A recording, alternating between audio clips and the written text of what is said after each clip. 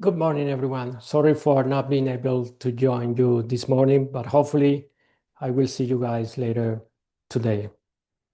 I'm going to be talking about robotic surgery training. These are my disclosures.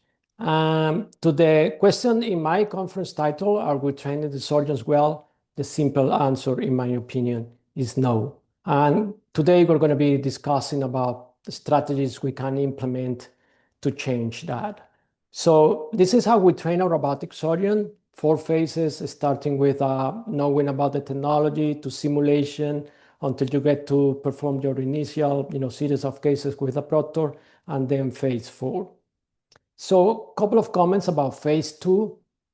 Simulation is great. You have different kind of simulators. Actually, you can simulate a whole procedure, but being honest, simulators are not good enough to practice suturing. So at some point, you're going to need to use tissue. It doesn't need to be biological tissue. You can use synthetic tissue as the one on the screen. This is just another sample of synthetic tissue. This is from IMBRA.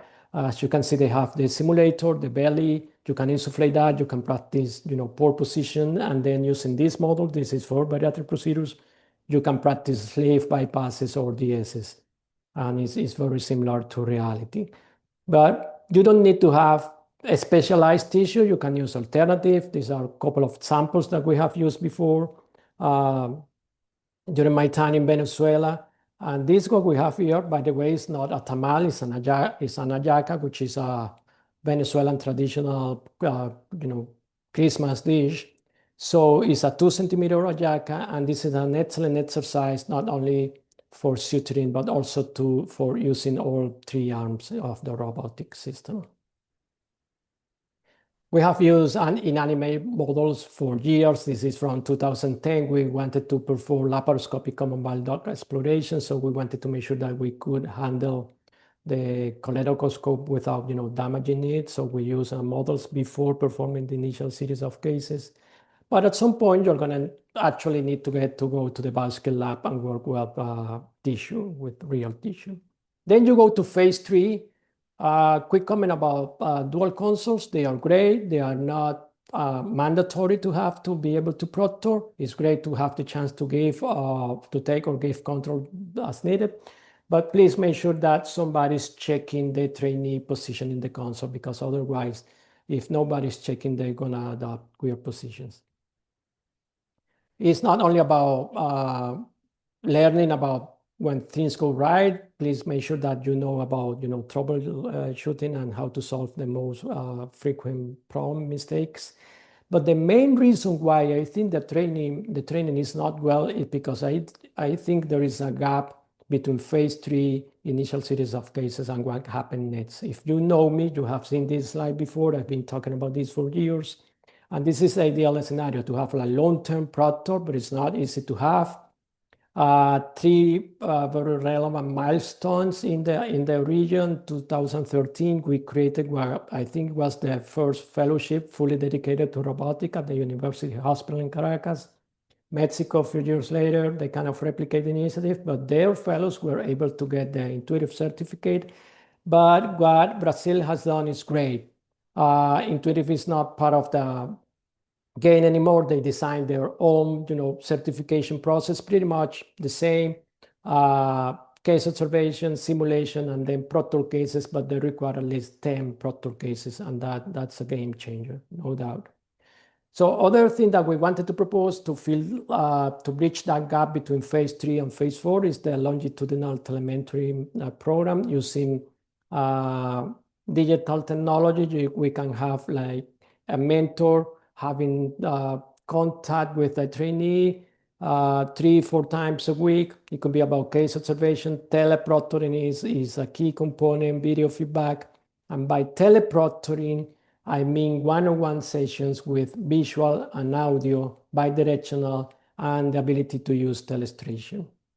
They have been using Proximy. It's very reliable, very stable, minimum or no delays. And this is one of our initial experiences.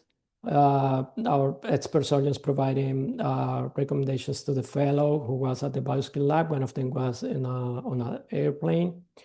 We have used this in clinical setting. It's not only about robotic. You can use proximate with any other platform or even open surgery. And look at what we have been running with Venezuela. So from Orlando to Venezuela, 2,500 kilometers away, we have been providing instructions to surgeons in training. And the experience, we have been evaluating the experience of the perception of the surgeon, and results are very positive, very promising technology. And we have the scope view and the external view of the trainee at the console, and the external view of the robotic arms to make sure they don't have conflicts. These are how the surgeon training see the instructions. They are viewable in the console using the Tile Pro. You can change the relation, and this is how they see the instructions in the console. As you can see, minimum delay between the original image, or no delay at all between the original image at the top and the image coming from the proctor at the bottom. Again, this is the plan. Telesurgery is the next logical step in telementoring, to have an expert surgeon with a capability of taking control for a few seconds, few minutes is great. But I also think we can do better in terms of determining proficiency, and when the surgeon is ready to perform procedures or complex procedures. We have used time, scales, gears. We validated gears years ago, but it works, but it takes time, it's subjective. So the current trend is to use economy of motion. So basically, from the robot, you can determine more than 100 different variables: speed, acceleration, how often you use the endo raise, the pedal, etc.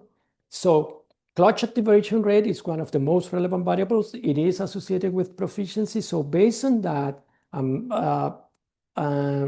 to prevent these kind of situations in the console, and it has to do with what Dr. Professor Domene has called like the strike zone, to stay in that ideal zone. So based on this, we have designed software which, based on AI, on computer vision, no sensors at all, can analyze the movement in the console. So, and we can obtain like a trajectory analysis like this, a three-dimensional analysis in different directions of on all three different axes. Our plan is to compare this evaluation with the clutch activation rate and with validated scales of evaluation to see what's the relevance. It's a method that you will be able to use with any robotic platform, because all of them has a limited space in the console. And this is where I think is going to be a real game changer, because it's not only about providing information, it's about taking actions. Right now, we have the capability of sending a warning. Once the surgeon has gotten out of the ideal zone, we can send an audio warning or mention something, a phrase, something to remind the surgeon to use the clutch and go back to the ideal position in the console. More to come on this very, very soon. So as you can see, different technologies we can use to bridge the gap between phase 3 and phase 4, which is the most relevant, gap in the training process. We can discuss, later about this alternative. Thanks again for the invitation.